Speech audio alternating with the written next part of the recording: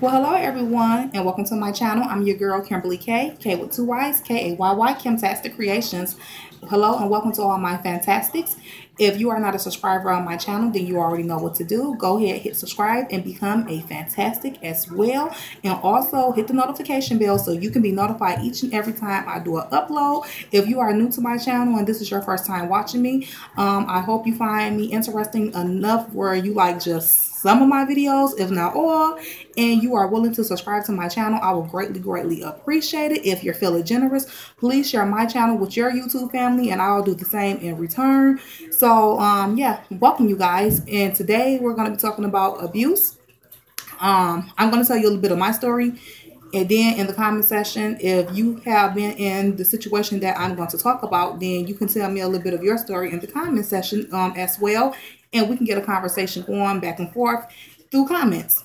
So we're going to get started. Well, I'm going to get started actually. And I'm going to just start by talking about abuse and sharing my story with you guys about being in an abusive relationship. Because most times when people are in an abusive relationship, they always think it's just physical abuse.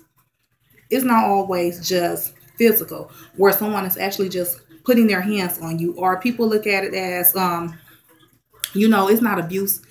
This person just shows me that they love me, because it's not only women who be in abusive relationships. Men are also getting abused by women in relationships. This is a two-way street. This is not a one-way street where people think that it's always the man doing the abusing.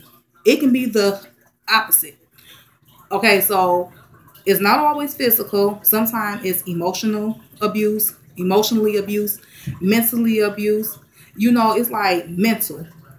When someone can get into your head and put a lot of stuff in your head and negative things, that is abuse. For example, you might be with someone who's like, you're not beautiful.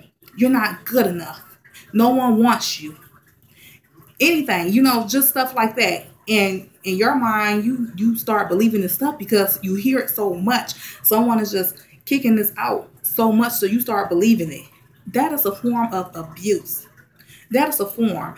If a person don't actually hit you with open or closed hand, but they push you, that's a form of abuse. It's all types of abuse. You can even have people that's controlling. When someone is trying to control you, that is a form of abuse. So I'm going to tell you a little bit of my story about me basically being in a abusive relationship. And I hope this story can help anyone that is in this situation or have been in this situation but still dealing with the pain from it or struggling to get out of a situation like this. I hope my story can touch you in some type of way and it can help you. So let me start off again introducing myself, even though I said it, but this video is just a little bit more different to me and just a little bit more deeper than my other videos. So again, my name is Kimberly K. A lot of people call me K. And yes, I was in a abusive relationship. It took me many years and a long time to say that, because you get embarrassed. You say, me? No, that's not abuse. Was it abuse? Yeah, it was abuse. So I was with this guy. I'm not going to say his name. I was with this guy, and we started off dating. Everything was going good.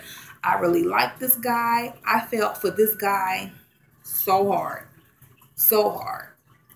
And you guys, it might be a part 2 to this video. I'm not sure yet if I'm going to do a part 2, but I might do it in 2 parts, okay? But however, I felt for this guy so hard, where I felt really madly in love with this guy. Some of like a first love, because I had dated other guys before him, but the way I felt about him, I didn't feel that towards those other guys. It probably was more of like sexual connections with other guys, like or like they're just real cool. But with this guy, it was more than all that. Anything that you can think of, it was more than that. Like, I was hooked. Okay, wherever he was at, I wanted to be.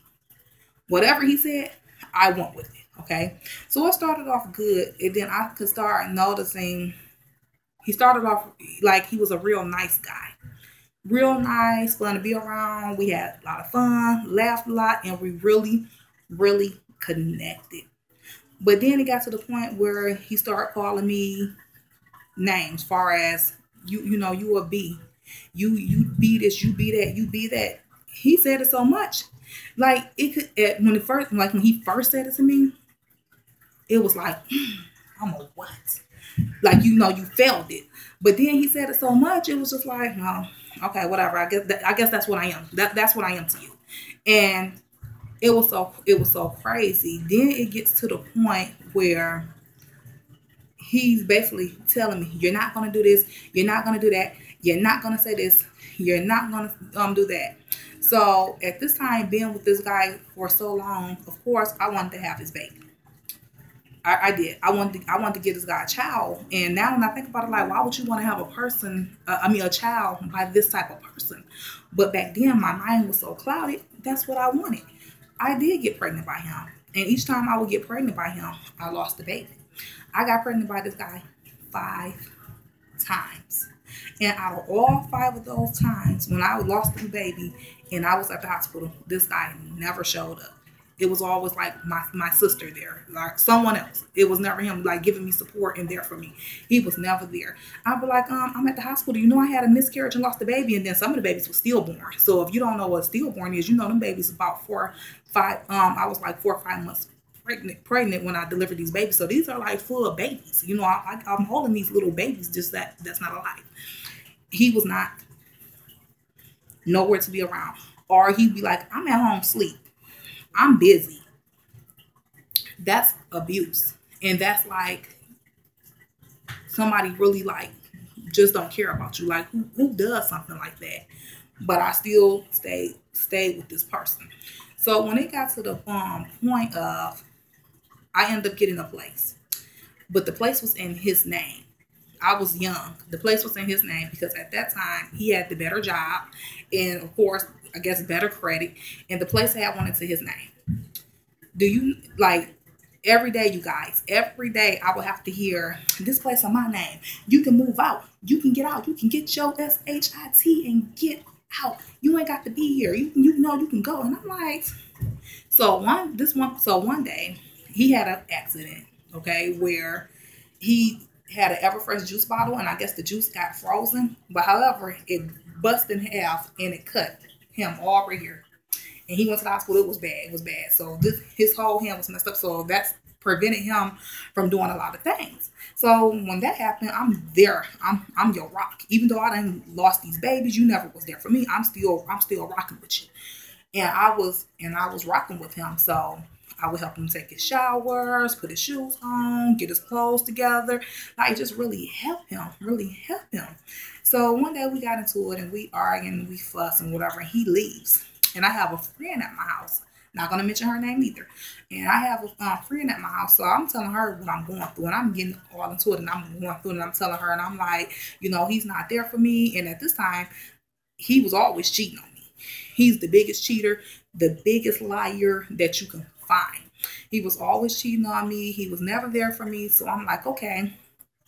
I'm telling her what's going on. And I'm like, I got his passcode to his phone. I be hearing all these messages and he don't know I be deleting his message. But as I'm saying all this stuff, I'm like, he put me down. He put his family before me. All this. He's standing on the outside of the apartment door. He's listening. He kicks the door in, grabbed me by my hair, dragged me across the apartment floor. And I pick up at this time, you know, that's when we was all down for the house phone, study really the cell phones. And I pick up the house phone and I'm just like, and just knocked him in his head. We going at it. And she like, oh my God, please stop. I don't know what to do. I'm calling the police and all that type of stuff, okay? So we still going at it. So I went and got this stick after he had smacked me. I went and got this long, big stick, okay? And I ran through the apartment. I can remember just in the back of his head, like, wow. Just in the back of his head. And I remember running, you know, to my friend. And, you know, people coming out the other apartments and they like, don't touch her, leave, we're calling the police on you. Because it was just so crazy, okay? So however, he left. And later on, I called his mom and tell his mom what he did. And she was like, she couldn't believe it. She disappointed in him. She like, y'all just need to break up. This is not good. This is not healthy. Did I listen? No. Because about 2 days later, I was back rolling with him. But then when I think about it, because at the time, I had my oldest son. All I had was one child. I had my oldest son, and I'm like, he kicked in the door. I didn't even have a door. The apartment people was like, we're not even coming out today to fix that door. You have to wait till the weekend. We don't have no maintenance people available. So my door is just pushed up. So, I can just have some type of, privacy closure. It's just pushed up. Anybody could have just ran in up on me. It wasn't locked. It was just crazy. I mean, I'm trying to tell you crazy. I'm like, if you loved me and cared about me, you would care about the well-being of me and my child. So this is abuse because no matter what I was saying about him and how he felt, or I had his passcode and you're so mad because I'm listening to your messages, if you was not cheating, you wouldn't have no problem. But you were such a big cheater and you were afraid of getting caught. So now, here you go, you want to put your hands on me. So he did that, and let me tell you something. After I knocked him in his head with that board, he never ever put his hands on me. And he didn't put his hands on me throughout our relationship. It was just that one particular time. Just that one particular time. Throughout our relationship, it was just a bunch of name calling, you this, you that, that type of stuff. So that is abuse. When someone sits and just calls you all these type of names and things like that, it's a form of abuse. And I'm going to get more into this, but I'm going to stop this one. This is going to be part 1, and I think I'm going to do a part 2. And I'm going to tell you guys about how I got off this relationship and how bad it really got in part 2. So I really, really want you to join me for part 2, you guys. Again, this is part 1. Please come back and watch part 2, and we're going to finish this topic.